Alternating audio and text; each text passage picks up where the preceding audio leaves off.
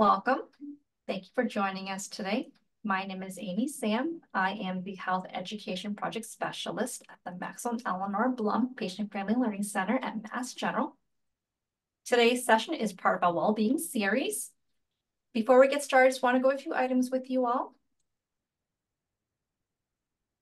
Please note that today's session is being recorded for educational purposes.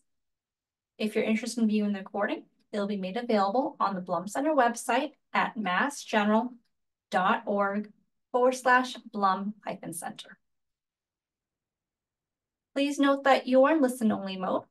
Everyone has been muted so we can hear our guest speaker today. If you have any thoughts, questions, reflections you want to share, you may do so in the chat, which is located at the bottom of your screen. Only Blum Center staff and our guest speaker will see your questions and comments. Please do not share any personal medical information or questions in the chat. If personal medical question, please ask your doctor. Lastly, at the end of today's session, you'll be directed to a brief survey, which we'd like to ask you to help us complete. Your feedback is important to us as we plan future programs. Okay, so next I would like to introduce you all to today's guest speaker. Joining us today, we have Carmen Alvarez. In addition to her role with the Department of Radiology as a Program Director of Faculty Affairs in Diversity, Equity, and Inclusion, Carmen is also a well-being teacher and coach. As a certified workforce mindfulness facilitator, she integrates mindfulness and well-being to provide a comprehensive and integrated wellness approach. Carmen is also a certified Reiki master and has served as a Reiki therapist at Mass General Hospital and Brigham and Women's Hospitals in Boston since 2018. She is a graduate of the Mindful Leader Workplace Mindfulness Facilitator Program, as well as the Benson Henry Institute for Mind-Body Medicine PART Certificate Program, which stands for Positivity and Relaxation Response Training. She started her mindfulness training journey at Brown University School of Public Health's MBSR program, which stands for Mindfulness-Based Stress Reduction. Carmen is also a certified Sky Wellness Coach offered by the International Association for Human Values, which is a comprehensive psychosocial program tailored for university students, faculty, and staff. She teaches meditation and breathwork workshops across the United States and Latin America in both English and Spanish. In a recent book release titled The Happiness of Coaching, she wrote a chapter called Happiness by Choice.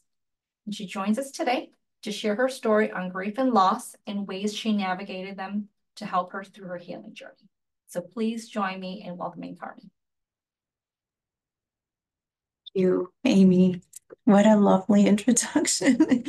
And I always remember to have us shorten that bio because I always find it a little long, but it was really beautifully written. So thank you so much. It was very kind.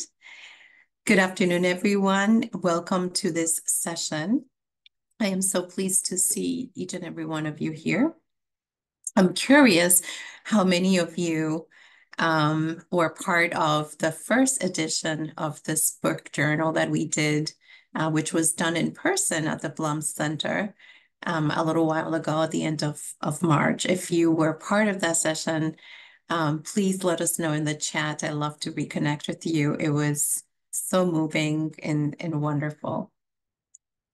So glad to see you here today. First, I'd like to give you an overview of how this project came together. This book idea first came to myself and a group of other coaches after the World Happiness Summit, which we attended last year, and it was in Italy. And at that time, some of us were discussing the many different paths we all took to come to doing this work. For many of us, it is after some difficult times in life. Some other ones are chosen by profession, but definitely by and large, many of us came to do this out of a response to something that happened in our lives that drove us to want to be there for others, that drove us to be in service, that drove us to purpose. And so we thought it would be a beautiful manifestation to share each of our stories into a book. So 17 ladies, coaches from around the world, created this project.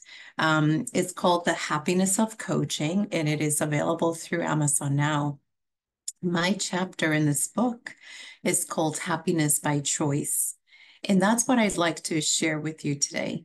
It is my own account of having lived through grief and loss and how I navigated that and what it is now that I took away from the experience and what today I'd like to share with those that I interact with. So that's the background.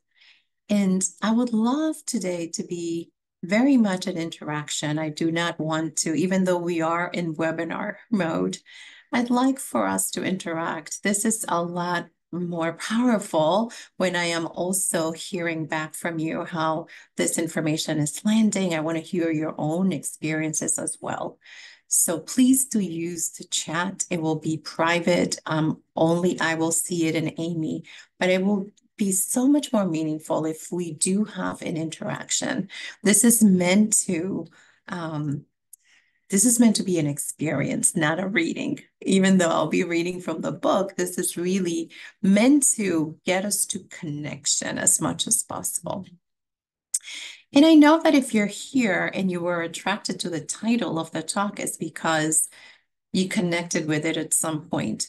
Perhaps you've gone through some loss in your life, or perhaps you are simply curious about this whole element of happiness. What is this happiness by choice?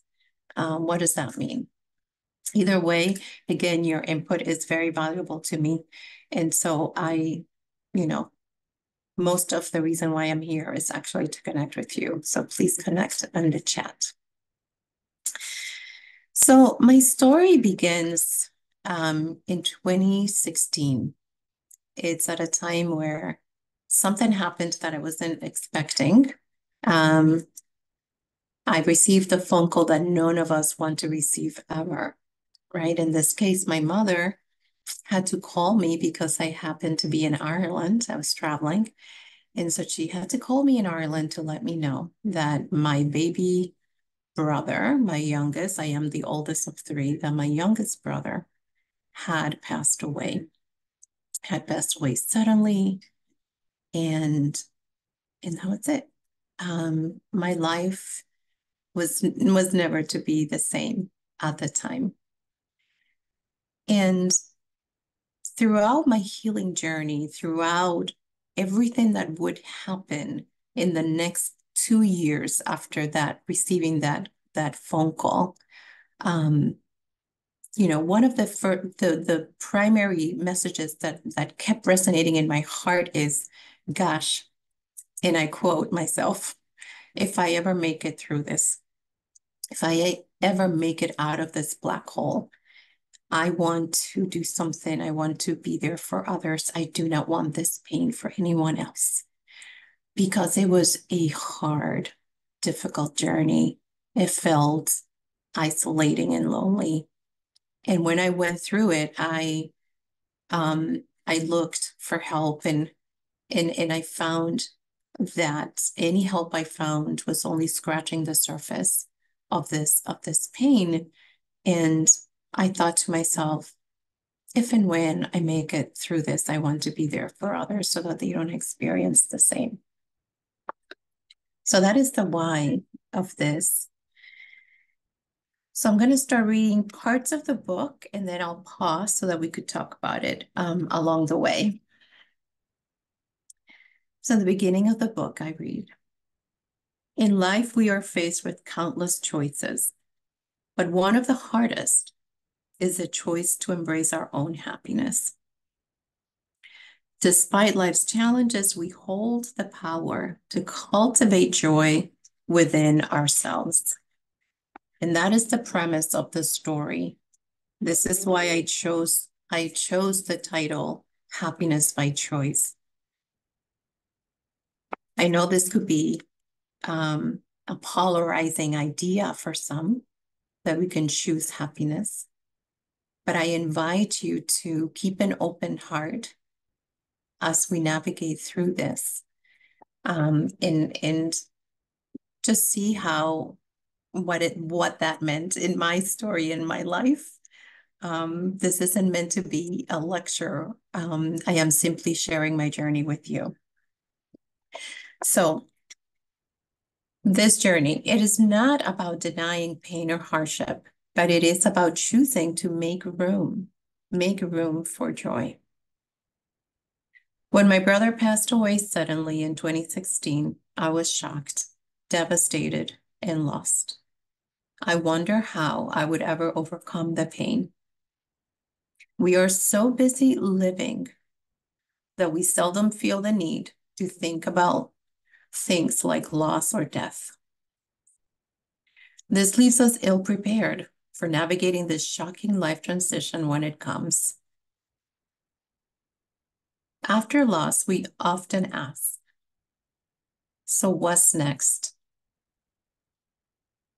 When this happened to me, I didn't know what would be next, but I just knew that nothing would be the same. When it happens, you're ill-prepared. At least for me, I realized that I never had to think. I was lucky enough to never have to think about what happens when someone passes away. What does that mean? Logistically, what does that mean for life? Nothing. I mean, I never had to think about these things. And that's great until it happens. And then you realize, oh my gosh, I have no idea where to go. It's a very disorienting experience, to say the least. So when I was reflecting on this and asking myself, what's next? What do I do? After many, many nights of reflection, of tears, and a lot of self-reflection, this is what I came to. My answer to this became, and is, you heal. You have to heal. You have to grow. And then you help others. At least for me, that was my choice.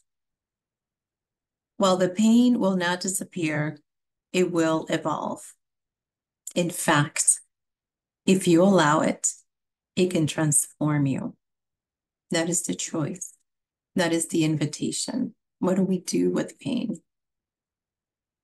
Can it transform me? Can it become a purpose? What do I do with this pain? Choosing to care for myself and choosing my own well-being allowed me to first survive and then eventually get to my purpose. From pain came transformation, and through transformation came purpose.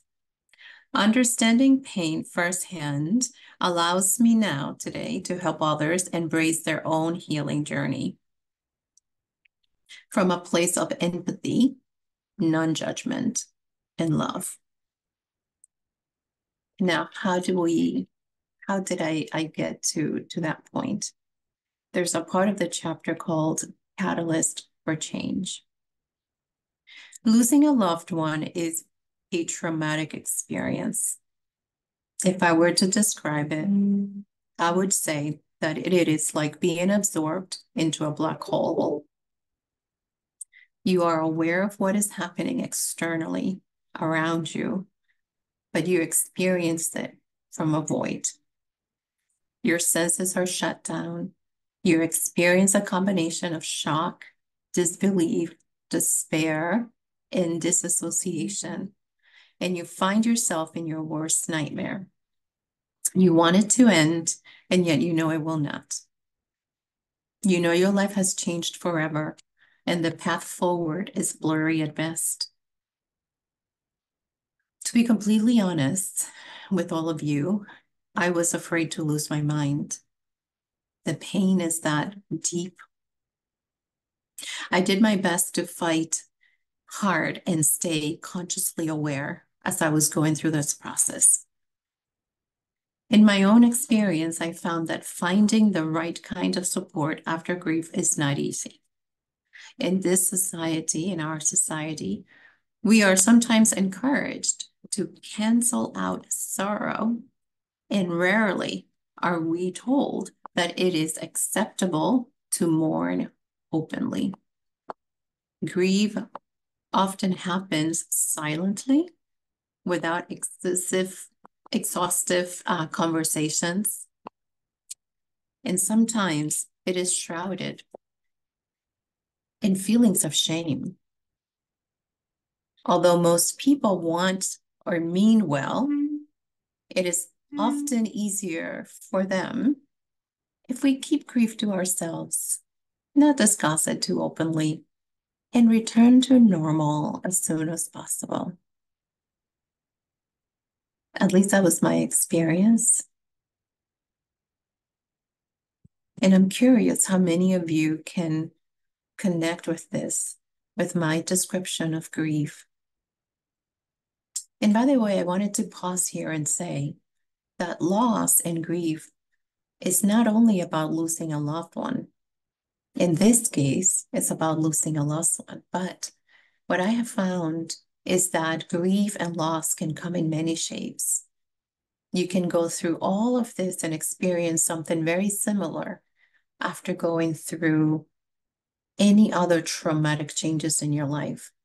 It could be a divorce, for example. That's a life transforming experience. It can be an illness, being a sickness, going through an illness that is changing your life. That is a traumatic experience. That is a form of grief and loss. There are many ways. So I'm curious to hear back from you. Do you resonate with my description? And if so, please let me know. Going back to the story, I say, because I was aware that I needed help, I did my research. I was looking for help everywhere. I found support groups, and I even found counseling through my medical doctor. However, I soon found that this help to be limited, scratching only at the surface of my grief. I felt frustrated and hopeless, but I kept seeking. One day I came across this phrase, nothing is lost, everything is transformed. That really resonated with me. In that moment, I realized the answer was in choosing to transform my pain into something else.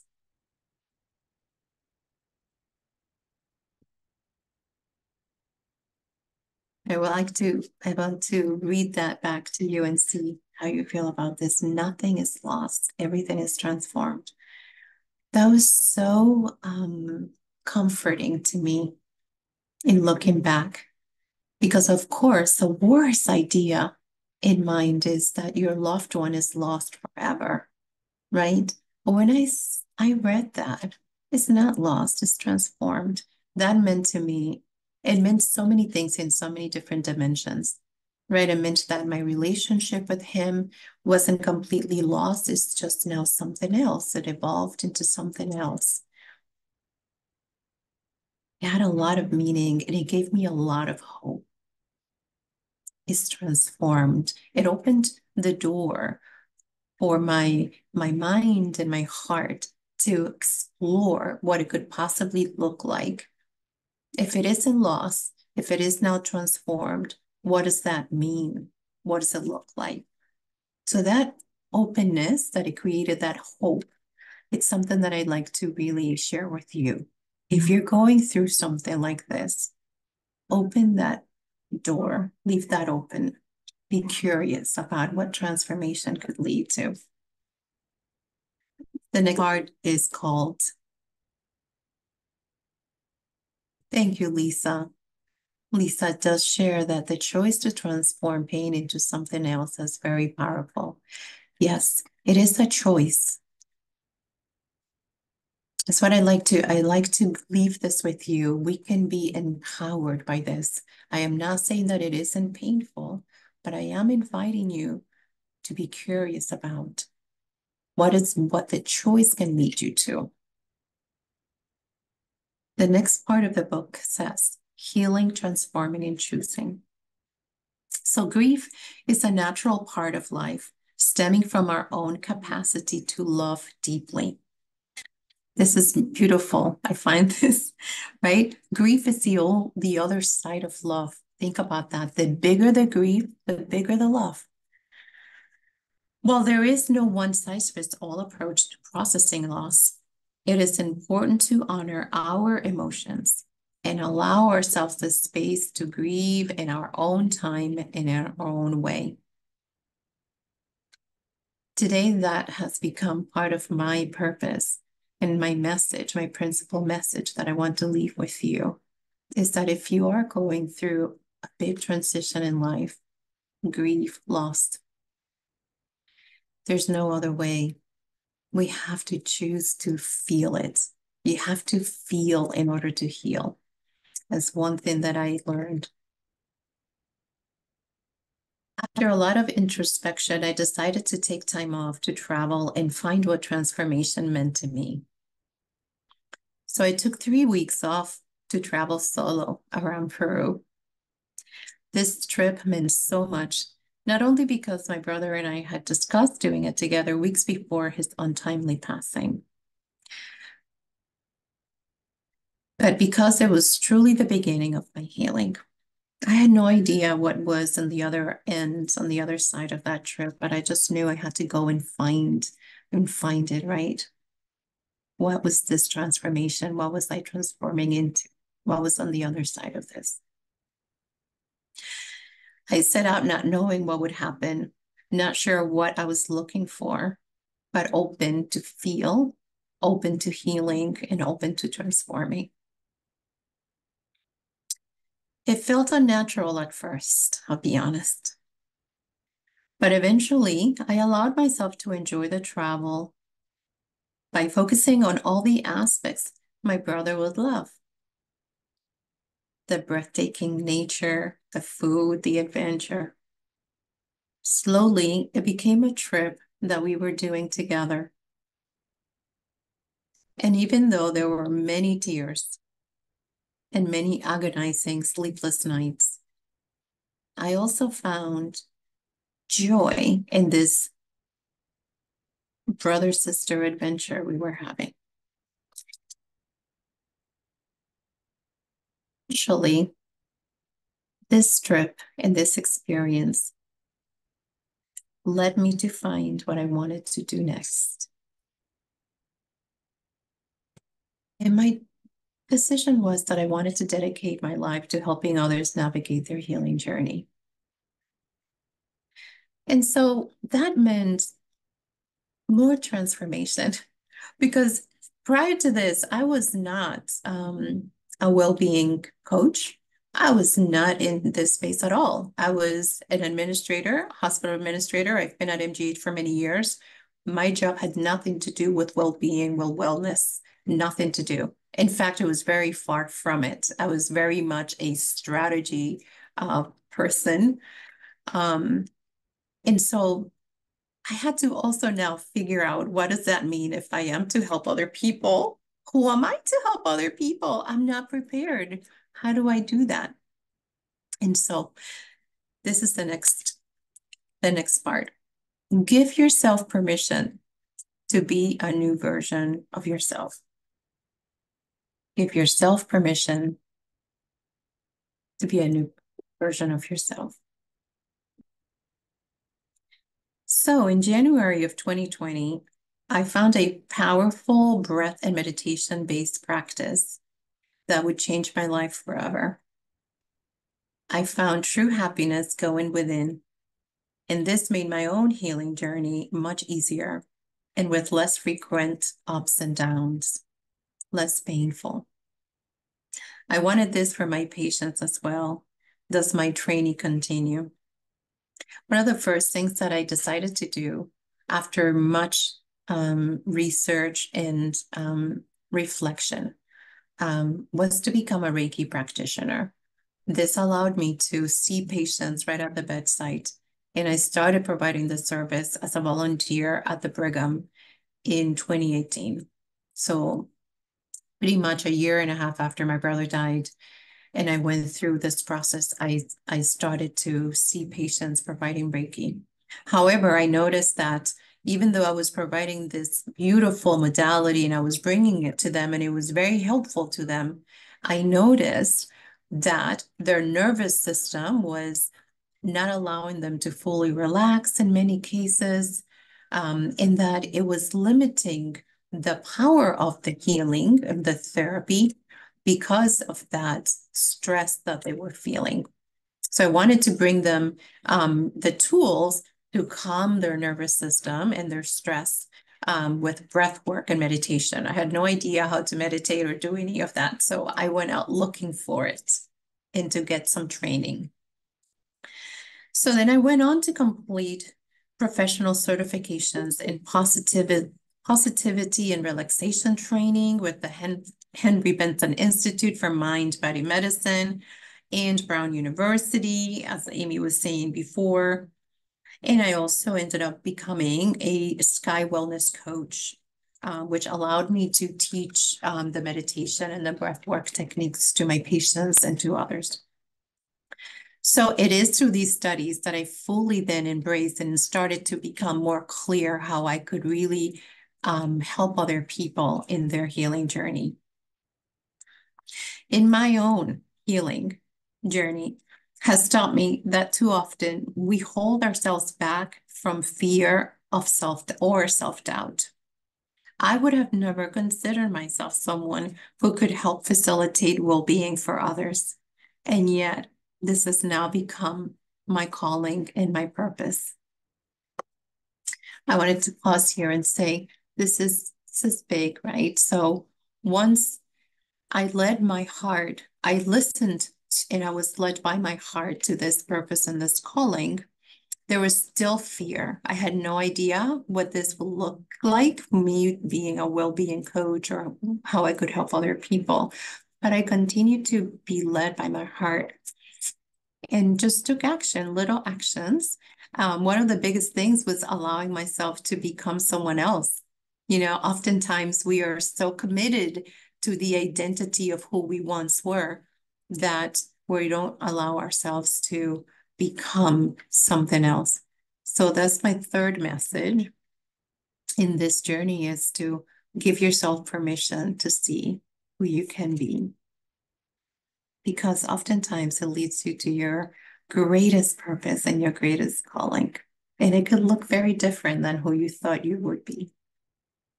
To me, it has become a blessing in disguise. So give yourself permission to be all that you can be. Embrace your unique gifts and talents and trust in your ability to navigate life's journey with grace and resilience. Healing is a journey of shedding old wounds and stepping into the fullness of who we are meant to be.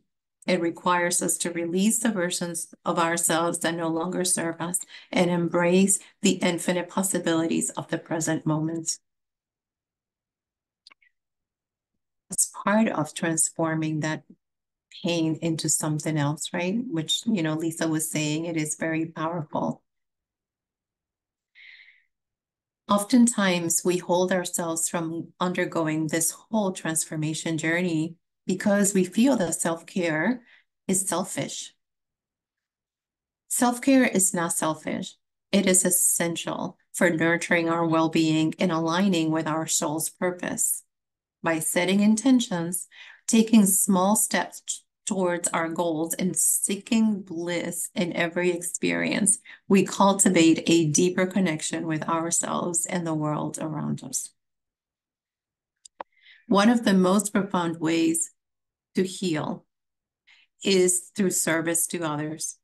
By extending a helping hand and sharing our gifts with the world, we not only uplift those around us, but also experience a deep sense of fulfillment and purpose within ourselves. Aligning with our soul's purpose is a journey of self-discovery and growth. It requires us to listen to the whispers of our hearts, take inspired action, and trust in the wisdom of the universe to guide us into our path. Through this journey, I found that service is incredibly powerful to me. It became a way for me to give back. And I noticed that as I gave to others and as I helped other people, guess what happened? It's such a gift. It also meant that I was healing. As you heal others, you also heal yourself. It's a very powerful universal law. So I invite you to explore what that may look like for you. It doesn't have to be how you choose your transformation journey or your healing journey, but it could be one beautiful way to heal is by helping other people.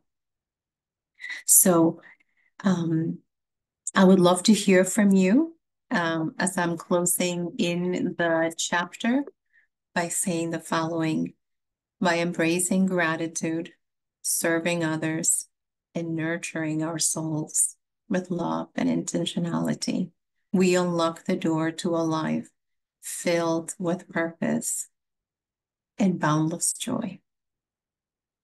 Thank you so much for listening. That's the end of sort of the reading and the conversation. And I love to hear from you guys a response to this, to the points that we brought in. It's provocative to think of choosing happiness. That happiness could be a choice. It could be a very provocative thought for many. And I'm curious where you land on that. The other point that we discussed was the fact that this requires to really feel. And I pause on that because we learn through maybe different cultures or this in society, we're sort of told to, if we are going through grief, to sort of do that at home, keep it private, not be too open about it. That often leaves us feeling very lonely and isolated. And it also makes us feel less likely to fully embark in feeling through the pain. And I invite you to, I invite you to do that, to feel, because that is the way to healing. I like to read what Lisa wrote. She said, "Beautiful, thank you for sharing. I definitely feel I can apply some of these perspectives as I deal with my own situation. Sorry for your loss." Thank you for saying that. And I do hope that some of this resonates. Some of these points are not, like I said, it doesn't have to be losing someone. It could be a transformation in your life, any traumatic experience, any changes in life. Allow yourself the room and space to really feel, connect to how you feel in this situation. Because it's easier to shut down and go through the motions. That's the easy way. The harder way is actually to embrace feeling through it, but do it with kindness and compassion for yourself. That's the best way. This experience of making space to feel, it's what now leads me to connect with others with empathy. So allow yourself that space to feel. Once you do, be curious about what transformation can look like. If nothing is lost, everything is transformed, then what could this possibly look like for me? Where could this experience lead me to? In my case, I did not want it to simply end I did not want all of this to end with my brother is passed and let's just put it away. I really I wanted to honor his life, to be honest. This is me honoring him and my love for him. The fact that I am so proud of him, the fact that to me he was a great hero. He saved many lives in his work as an EMT. He delivered babies. He brought life into this world. That is someone that I deeply respect and love, and I wanted to celebrate his life. So this is my way of keeping that alive and to honoring him. So that's one of the drivers for me.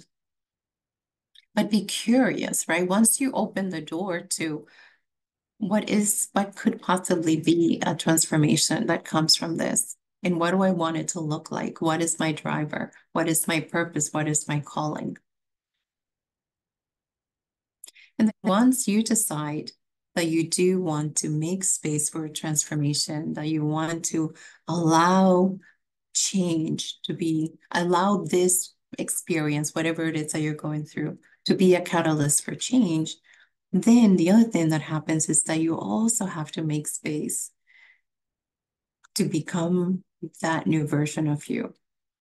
Don't be afraid to shed some layers of who you thought you were before. You have to become someone else. You are someone different. So allow yourself that to become a new version of yourself. And then be prepared. Be prepared to find the deepest purpose and calling that you ever thought possible.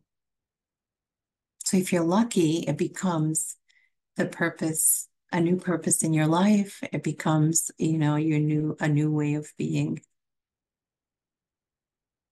So thank you so much. And I would like to welcome in um, more thoughts from you. Any experiences you may have had, or any questions. I'm happy to answer questions about the journey, or any of these terms. I also like to offer that I also do the meditation and the breath work classes. I teach about stress and other many different things, which luckily the Blum Center is making space for.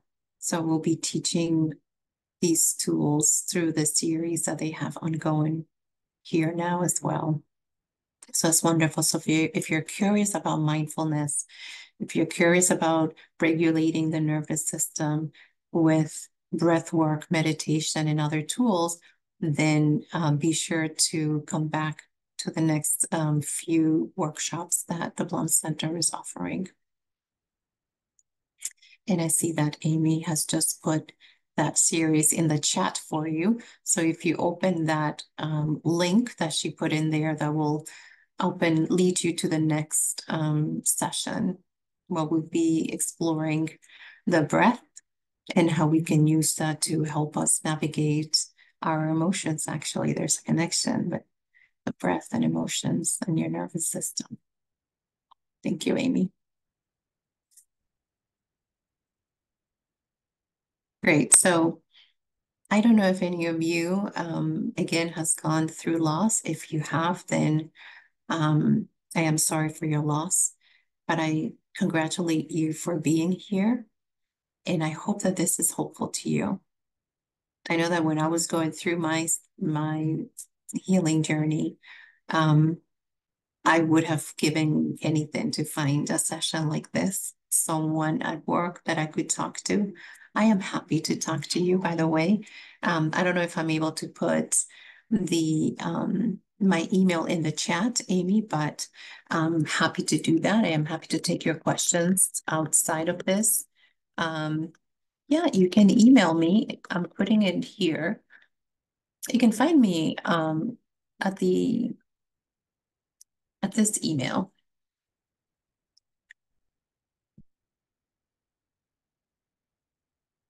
you so much. I'm so glad that you found this helpful, and also the series that's coming. Happy to take your questions. If you feel that it's better to have a private discussion, I am here. Happy to do that. So just send me an email. I just put that in the chat.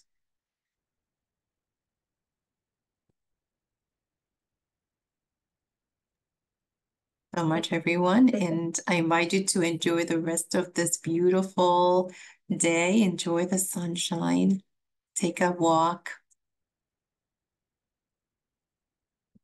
Welcome back, Amy. Thank you so much for spending the hour with us.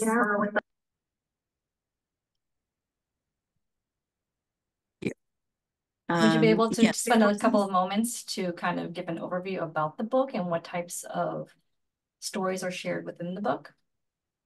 sure, absolutely. Everyone has a different journey. And so my colleagues have all written, all women, by the way, 17 women. And this is why the book was released on March 8th in celebration of Women's History Month. Um, Everyone talks about their own journey. So you'll find people here who have gone through the wars, and that was their transformation journey. You find also mothers who have to navigate motherhood and professional life and raising children. You find someone who lost her husband to sickness, to cancer, and he passed very, very quickly.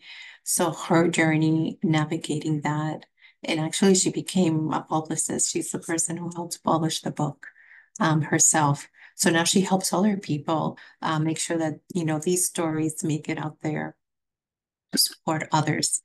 Every type of journey you can think of is in here. This is why I recommend it, because you're guaranteed to find someone that resonates with your own life and your own story and who you are. Will be in here, and everyone is a coach. So if you're reading this and you resonate with someone, her story and what they do, then you can connect with the coach. In my own experience, I do list in here my practice, where I obviously focus on supporting those who are going through the grief journey. And also Reiki and all the other things that I offer. But every single coach in here you can find. So if you're looking to find a coach in a particular expertise or area, you can find it in here too. And I'm looking forward to discussing with the group managing stress and the breath, and how powerful it is a tool for managing our emotions and the connection between the two. So that will be scheduled for next week, right, Amy? Yes, I believe it's next Wednesday. Let me open up the flyer. Yes, next Wednesday, the 15th, same time at noon. And within that flyer, there's the link to attend the Zoom webinar directly. So no registration required. We hope to see you there. Great. Thank you so much, Amy, for having me and share this story and share this book. Thank you. It's really an honor. And for everyone joining today, thank you so much. As I had mentioned, today's session is being recorded. It'll be made available on the Blum Center website at massgeneral.org/Blum-Center. Thank you so much, everyone. Take care. Bye, everyone. Blessings. Bye-bye.